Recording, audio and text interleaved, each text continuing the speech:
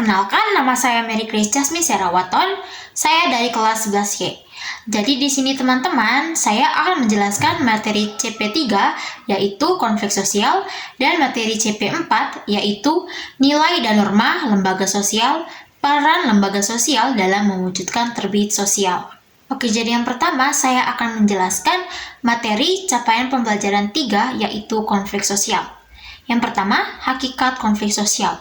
Jadi teman-teman, konflik sosial adalah pertentangan antar anggota masyarakat yang bersifat menyeluruh dalam kehidupan. Konflik berasal dari kata kerja Latin configere, artinya saling memukul. Secara sosiologi, konflik diartikan sebagai suatu proses sosial antara dua orang atau lebih, di mana salah satu pihak berusaha ingin menyingkirkan pihak lain dengan menghancurkannya. Konflik seringkali berubah menjadi kekerasan, terutama ada upaya-upaya dengan pengelolaan konflik tidak dilaksanakan dengan sungguh-sungguh oleh pihak yang berkaitan. Yang kedua, penanganan konflik sosial untuk menciptakan perdamaian. Jadi, ada beberapa penanganan konflik sosial untuk menciptakan perdamaian. Yang pertama, mengembangkan industri kecil di pedesaan. Yang kedua, meningkatkan mobilitas tenaga kerja dan stabilitas modal. Yang ketiga, menanamkan nilai-nilai moral dan agama. Yang keempat, memberikan bantuan asuransi kesehatan. Yang kelima, memberikan dana bantuan operasi sekolah atau BOS kepada siswa. Yang keenam, memberikan program beasiswa. Yang ketujuh, memberikan bantuan langsung tunai atau BLT. Yang ketiga, penelitian berbasis pemecahan konflik. Penelitian berbasis pemecahan konflik memiliki beberapa tahap dalam pelaksanaannya. Yang pertama, identifikasi komponen konflik. Ada beberapa teknik yang dapat digunakan dalam pengumpulan data pada penelitian berbasis konflik. Yang pertama, observasi. Yang kedua, wawancara. Yang ketiga, diskusi kelompok. Yang keempat, dokumentasi. Yang ketiga, pemetaan dan analisis data. Yang keempat, rekomendasi penyelesaian konflik.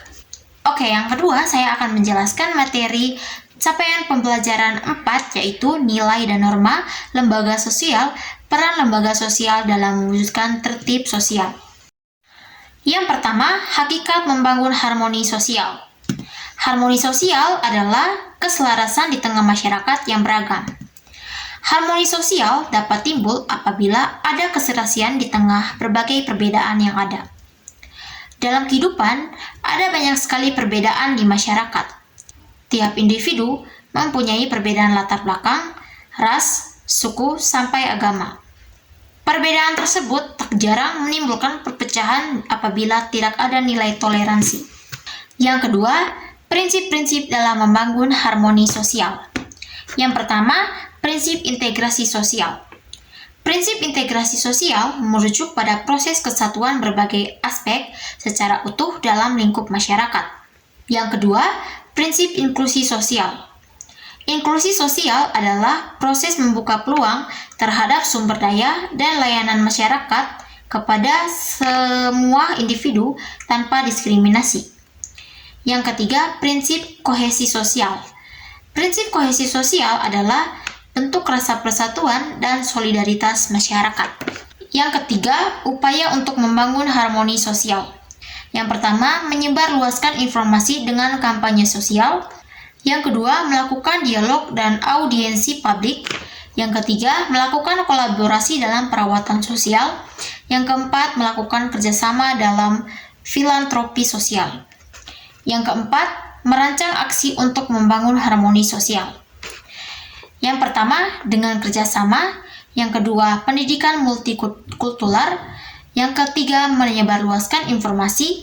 Yang keempat, dialog. Dan yang kelima, perawatan sosial.